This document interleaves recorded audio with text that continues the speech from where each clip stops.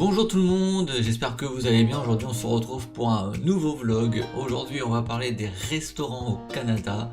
Surtout ne bougez pas, on se retrouve après cette intro.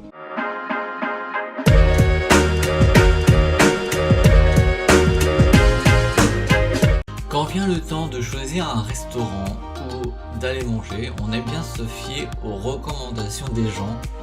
C'est pour ça des sites comme Yelp, Y-E-L-P, où les gens donnent des notes et des évaluations aux restaurants sont d'une grande aide.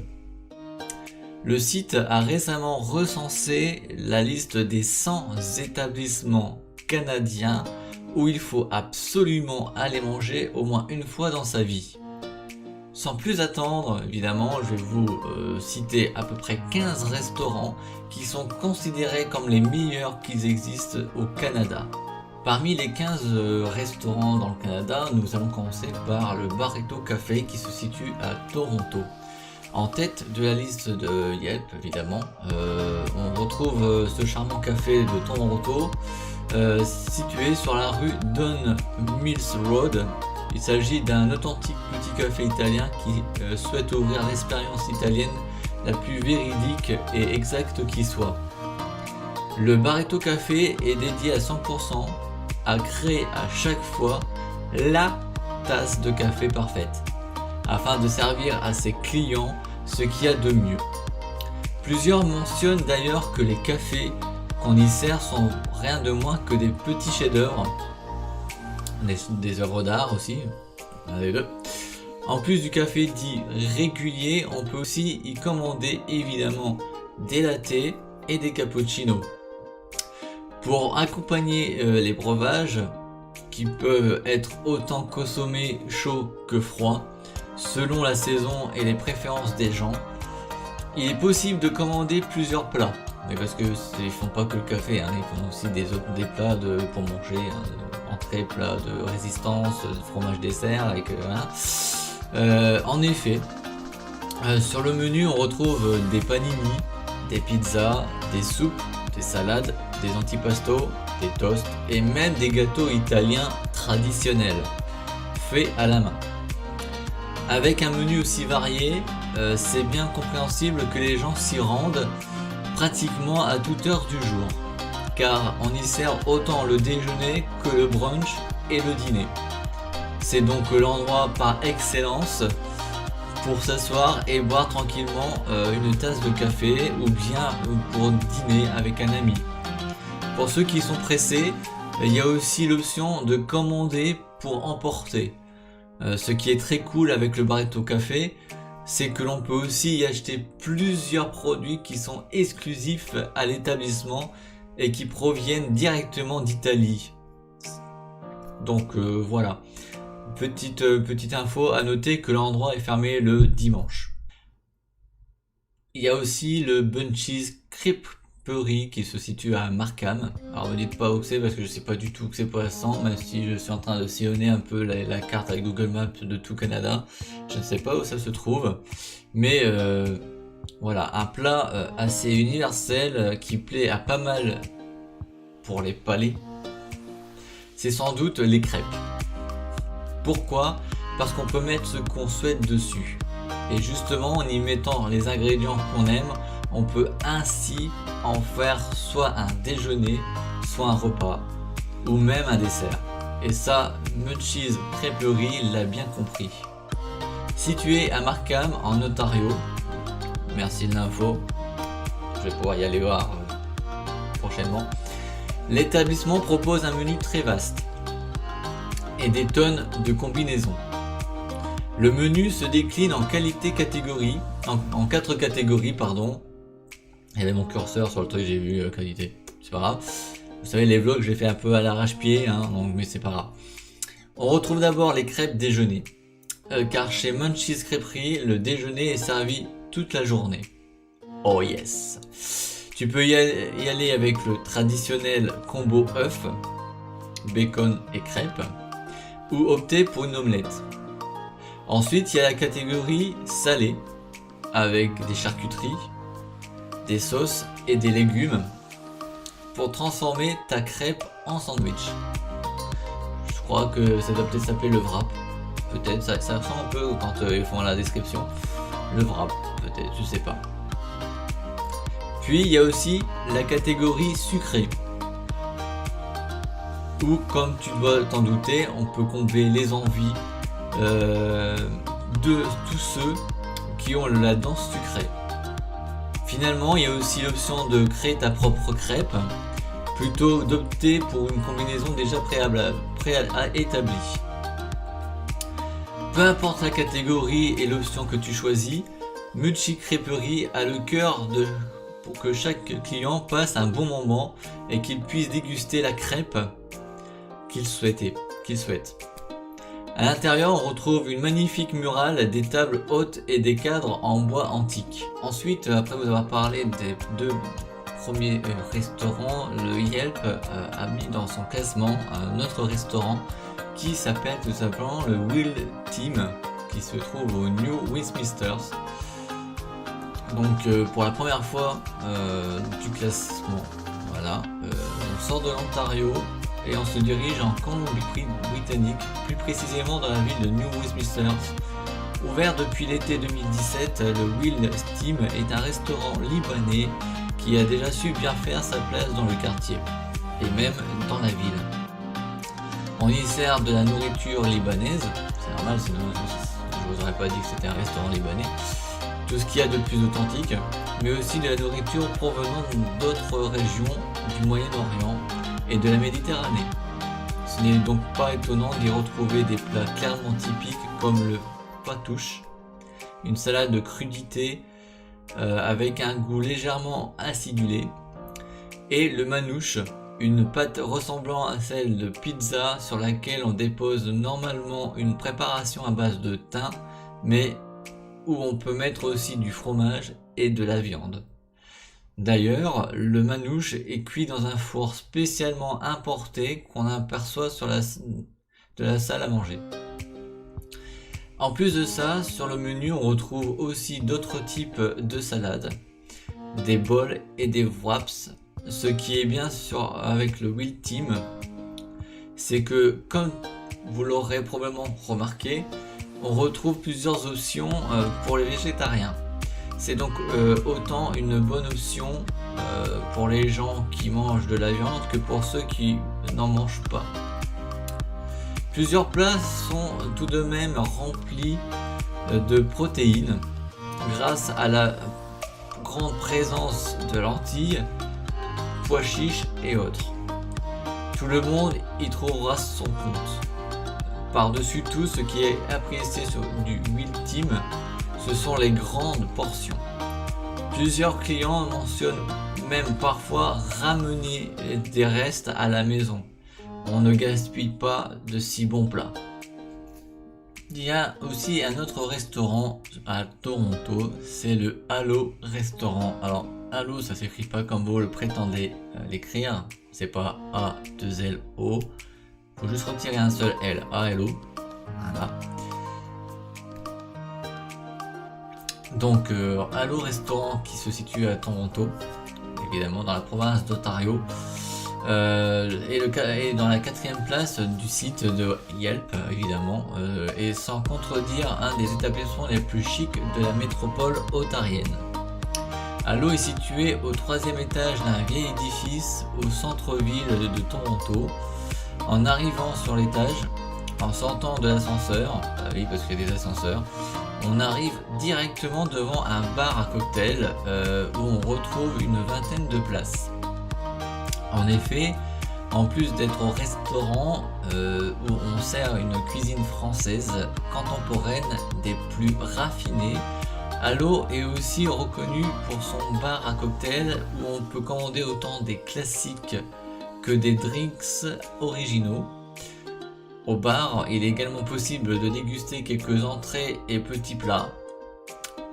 Pour aller dans la salle à dîner, il faut se rendre un peu plus loin et passer la cuisine à air ouverte. C'est là qu'on découvrira la très intime salle à dîner qui peut accueillir environ une quarantaine de personnes.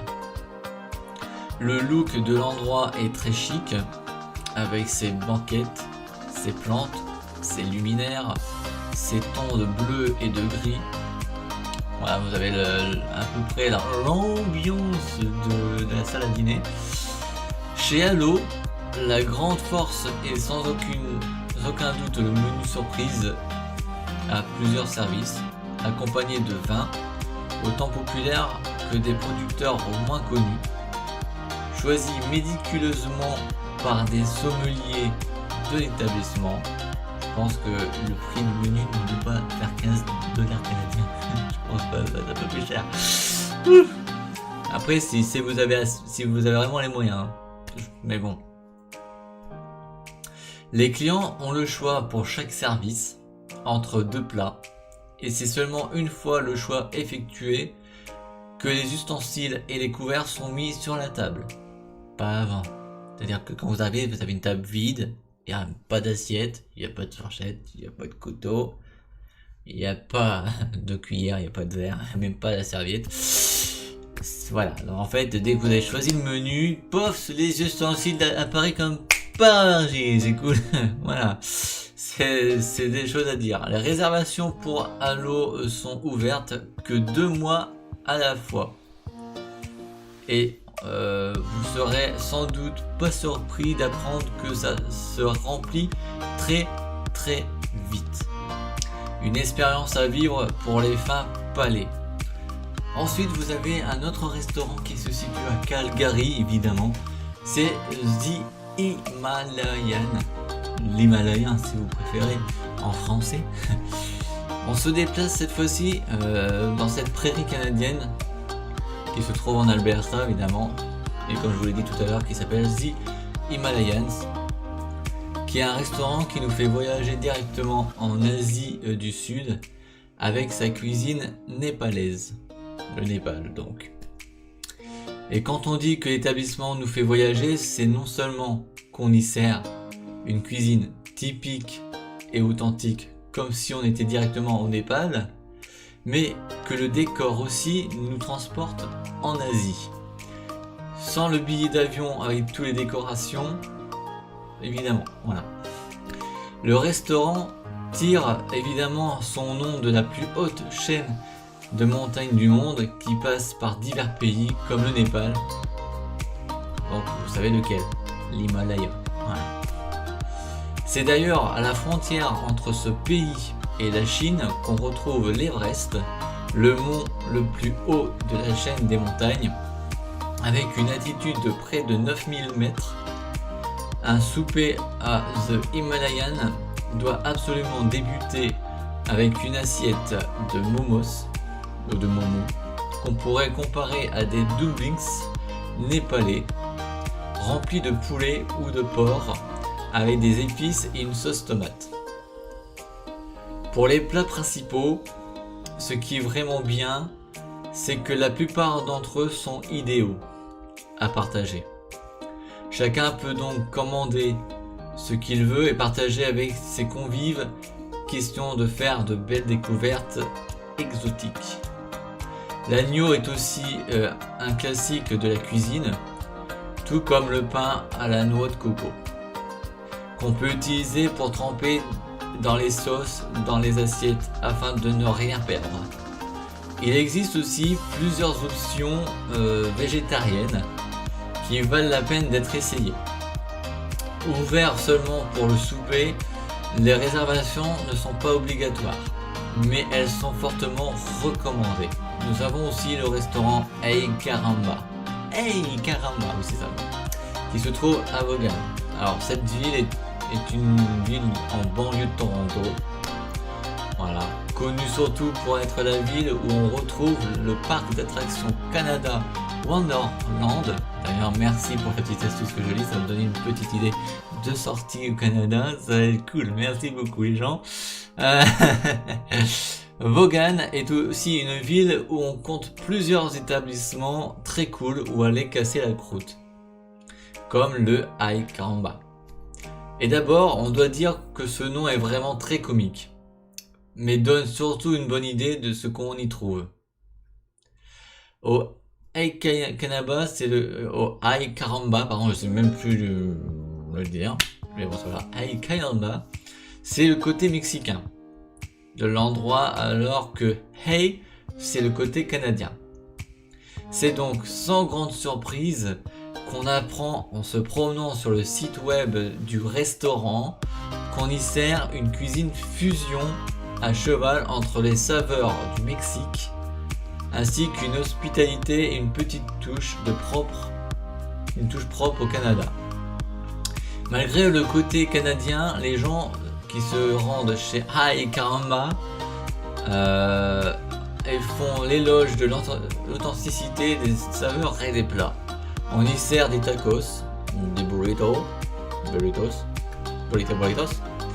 des quesadillas et des tortas, avec plusieurs choix de viande allant du porc au poulet, en passant par le poisson et de sauces à différents niveaux de piquant pour accommoder tout le monde.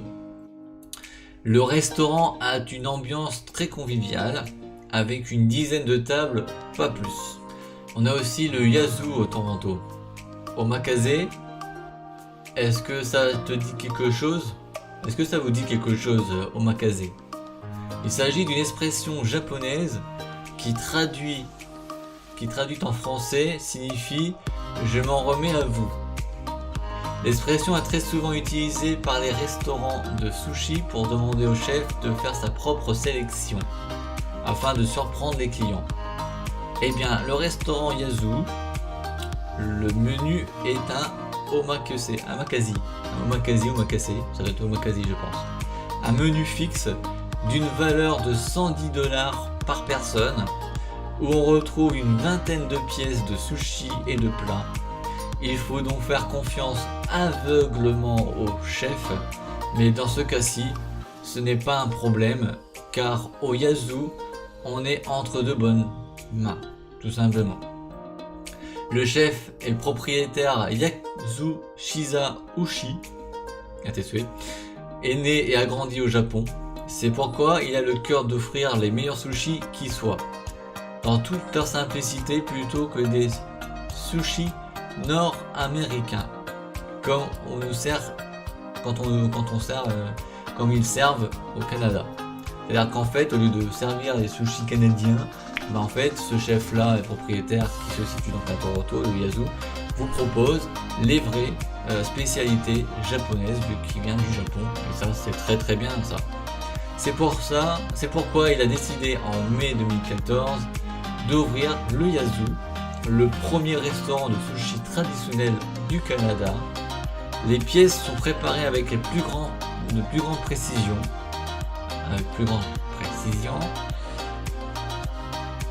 et sont faites à partir de fruits de mer frais et de saison. Les gens applaudissent non seulement la qualité des plats, mais aussi la présentation de ceux-ci. Il n'est donc pas étonnant de savoir que les réservations sont obligatoires chez Yazoo et surtout qu'elles se remplissent un mois à l'avance. Par exemple, vous voulez aller au restaurant là-bas au mois d'avril, il va falloir que vous réserviez soit en février, soit en mars. Là, si vous le faites à la dernière minute, vous n'aurez pas de réservation.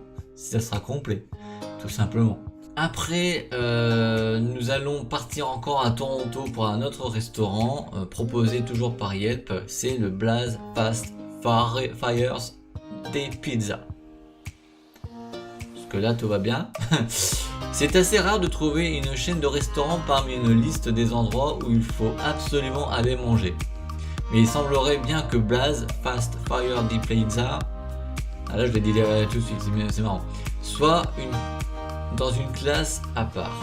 Depuis 2015, l'entreprise américaine a ouvert diverses franchises au Canada, dont à Calgary, Edmonton et Toronto.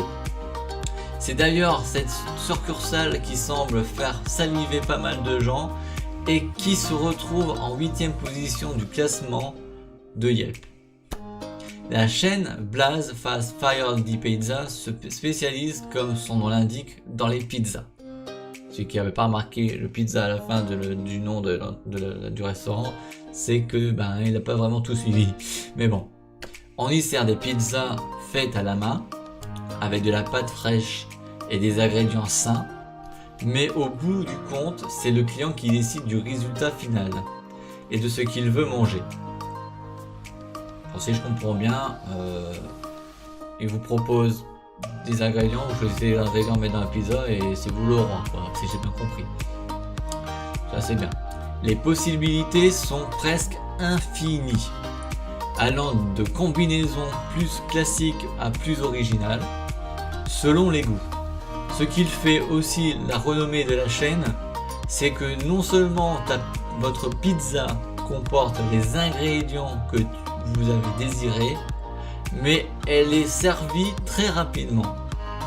Après un petit tour de seulement 180 secondes dans le four en céramique, la pizza est chaude et prête à être dégustée. Le restaurant en soi a un look très contemporain avec un décor majoritairement noir et blanc avec des touches d'orange. Maintenant, on va parler du restaurant Under the Table Restaurant à Toronto. De l'extérieur, le restaurant torontois Under the Table n'a pas l'air de grand chose. Pourtant, à l'intérieur, c'est une toute autre histoire.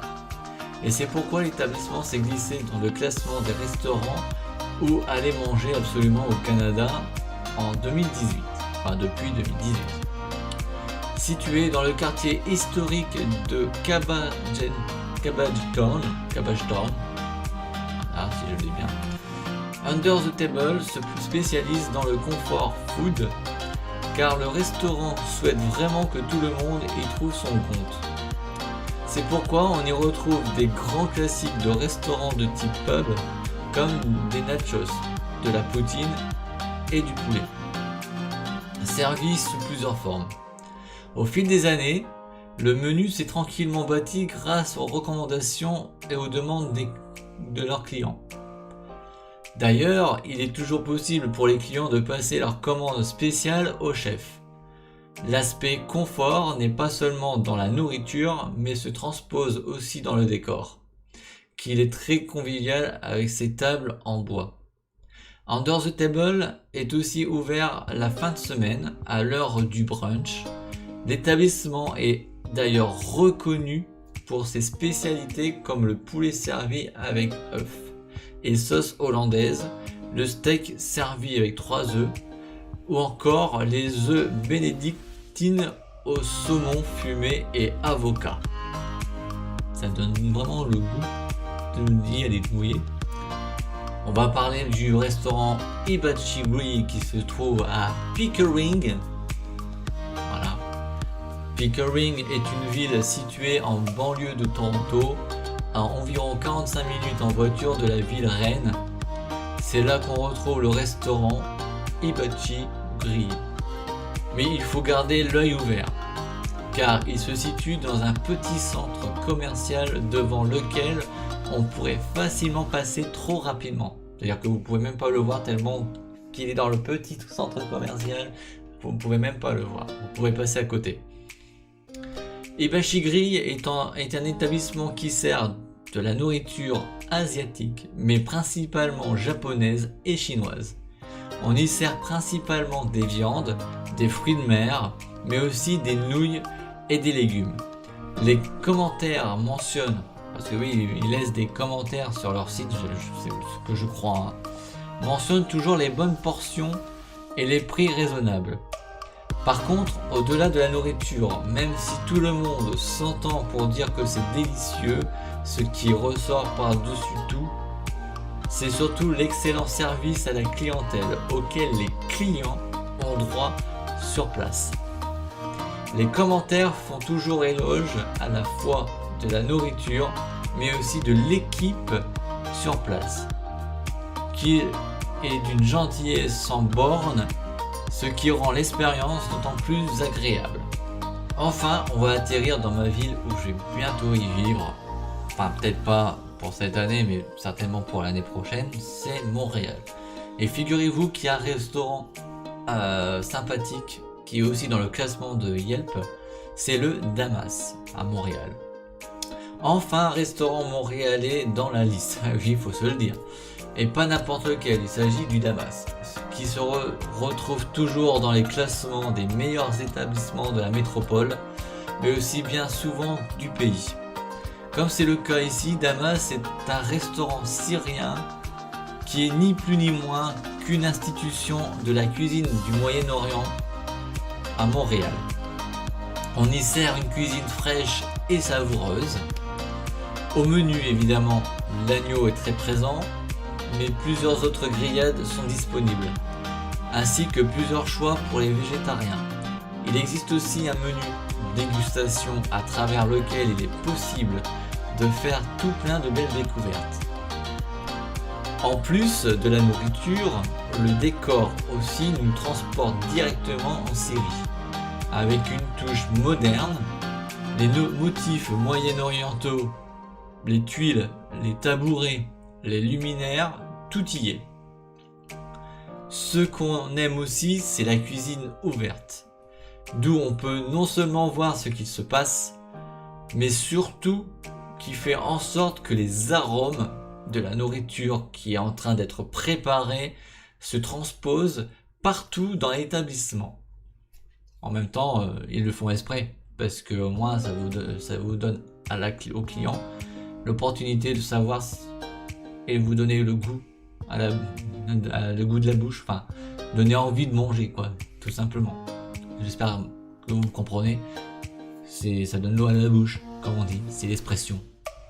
Après être parti au restaurant Damas à Montréal, on revient à Toronto pour un autre restaurant.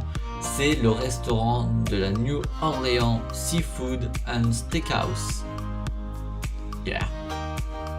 La Nouvelle-Orléans est reconnue par sa cuisine cajun.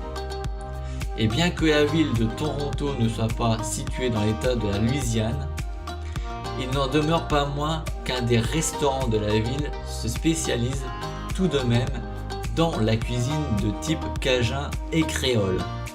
Il s'agit du New Orleans Seafood and Steakhouse, qui est d'ailleurs reconnu à travers la ville reine pour sa fameuse jambalaya, ce plat traditionnel de la Louisiane à base de riz et de jambon et de saucisses.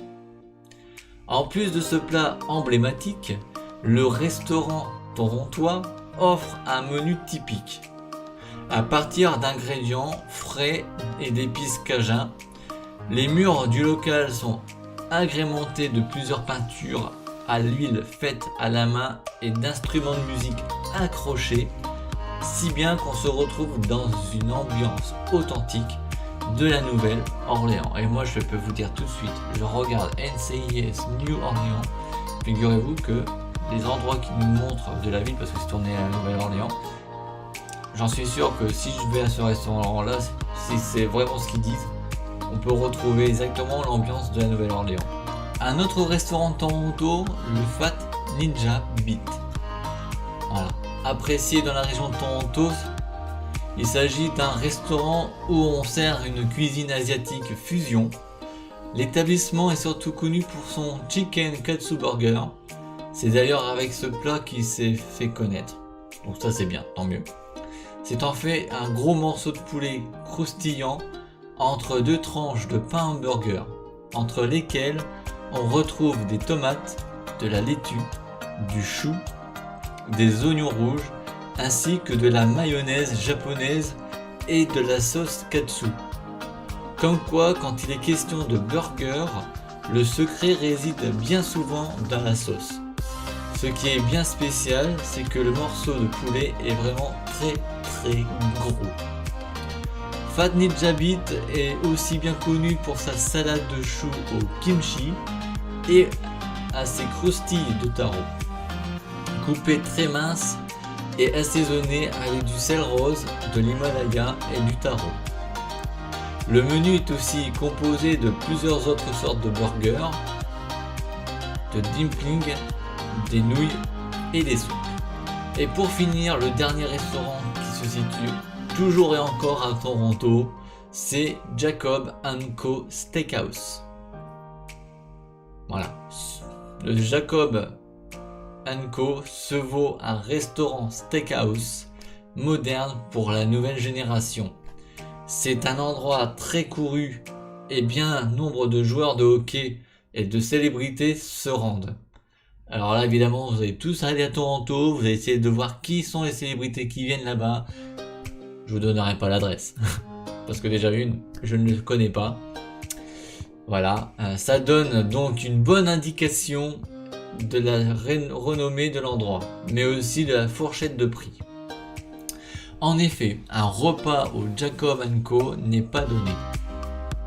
Mais pour ceux qui aiment la bonne viande, bien coupée et qui veulent se gâter, c'est un endroit où aller absolument à Toronto. Pouvant accueillir près de 200 personnes, le restaurant est élégant, mais surtout immense.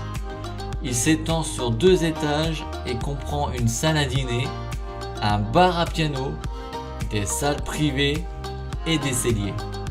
D'ailleurs, la liste des vins de Jacob Co est franchement impressionnante avec des centaines et des centaines de choix.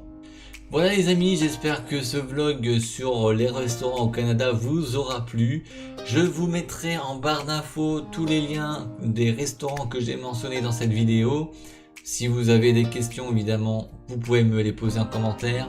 J'y répondrai dès que possible évidemment en fonction de mes occupations. N'oubliez pas de vous abonner à la chaîne et mettre un petit pouce bleu, ça fera super plaisir. À part des questions, vous pouvez aussi mettre un petit commentaire divers, ça fera aussi plaisir. Et quant à nous, on se retrouve pour un prochain vlog. Donc à très bientôt. Salut tout le monde!